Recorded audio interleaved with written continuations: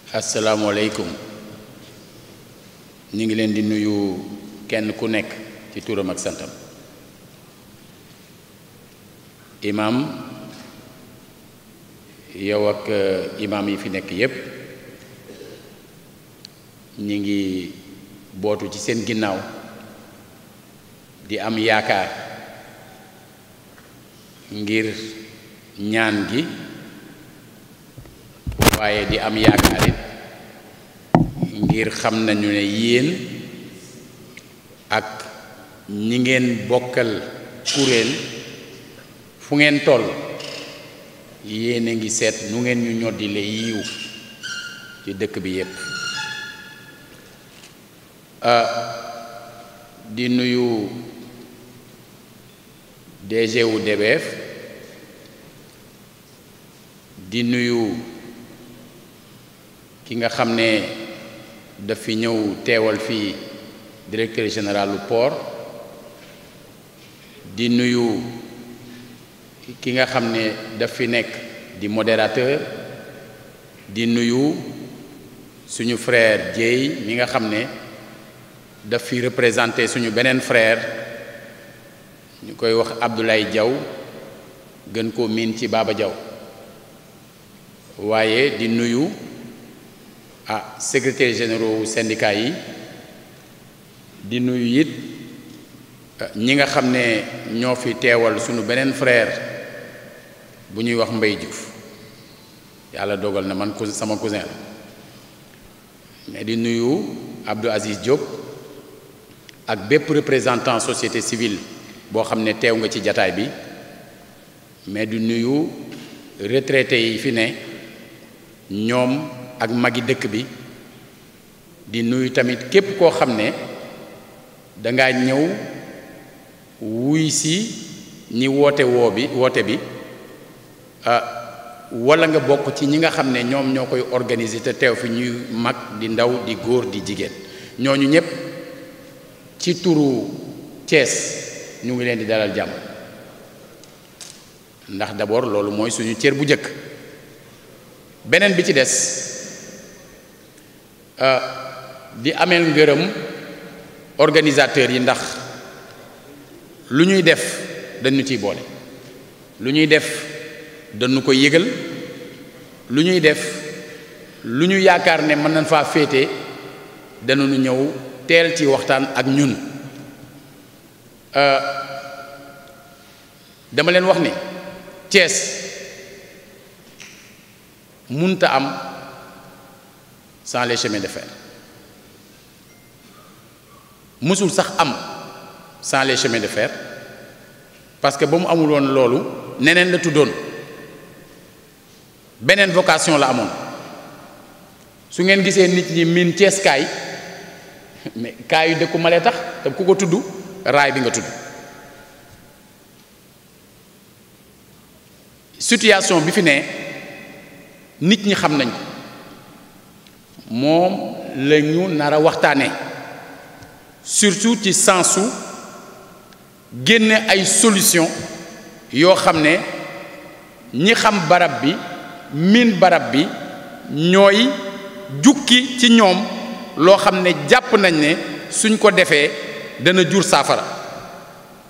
dañu wax ne on ne peut résoudre un problème qu'en empêchant qu'il se pose à nouveau benn boroom xam-xam ne en vérité le problème lui-même n'apparaît que là où sa solution existe ou est en voie de devenir. L'humanité ne se pose que des problèmes qu'elle sait résoudre. jafe-jafe yi bari nañu tar nañu ci niveau yépp saafara mën na cee am mais dafa laaj volonté dafa laaj waxtaan wu ànd ak dégloonte waaye dafa laaj Pastef ma wax leen ni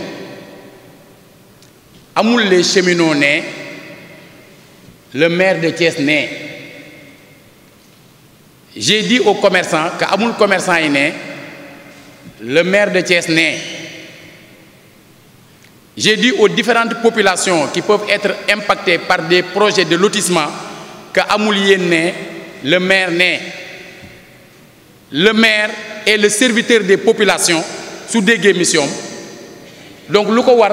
mooy déglu population ci secteur bu mu manti doon jéem a xam seeni yitte yu mu doon mu ànd kook ñoom fu ñu ko war a doxe ji ko fa loolu moo ñu fi indi ñuy bokk ak yéen di interpeller autorité yi gën a mag ci dëkk bi di leen wax ne il est temps que le président de la République s'implique en personne pour prendre en charge ce dossier.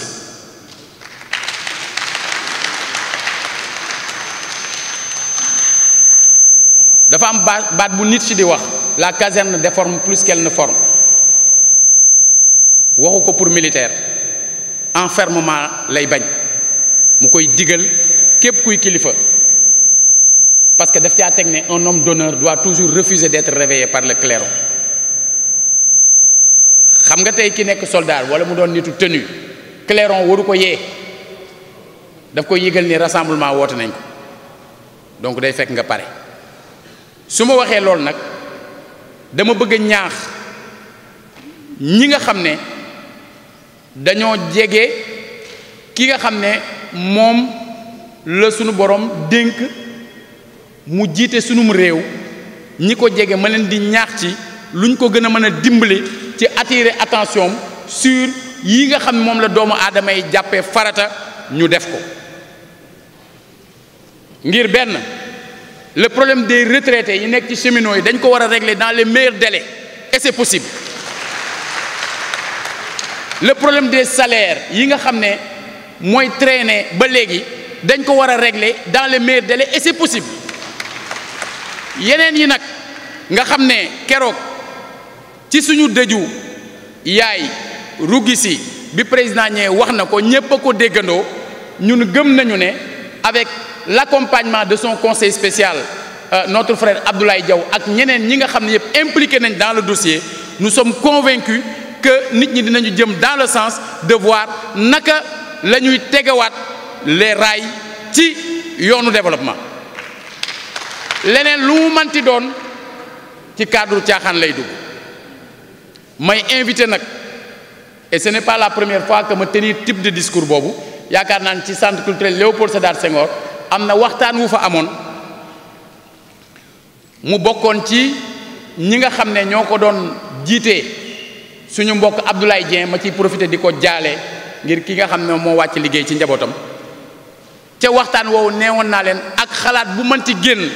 na ngeen privilégier l'unité waaw parce que ànd bi bennoo bi doon benn bokk jëmukaay mooy mën a tax interlocuteurs yi ngay am wala bi ngay am mu gën laa wekk gën laa jox cër nit ñi mën nañu wuute ay gis-gis nit ñi mën nañu wuute ay intérêt mais dafay am moment yoo xam ne day am lu farataw lu ñépp bokk loo xam ne dañu koy jiital joxante ci loxo saafarandoo ko ngir kenn ku ci nekk mën caa gis njariñ la mais bu division amee képp koo xam ne bëgg na leen a faagaagal ca loolu lay jaare loolu lu leer la pour faire l'union dans le combat il faut savoir clairement nettement et d'ailleurs par expérience en quoi précisément et dans quelle mesure précise nous pouvons être unis sans quoi tout ce que l'on dit de l'union dans le combat n'est que mots et mots yàlla na leen yàlla sàmm defal leen tawfeex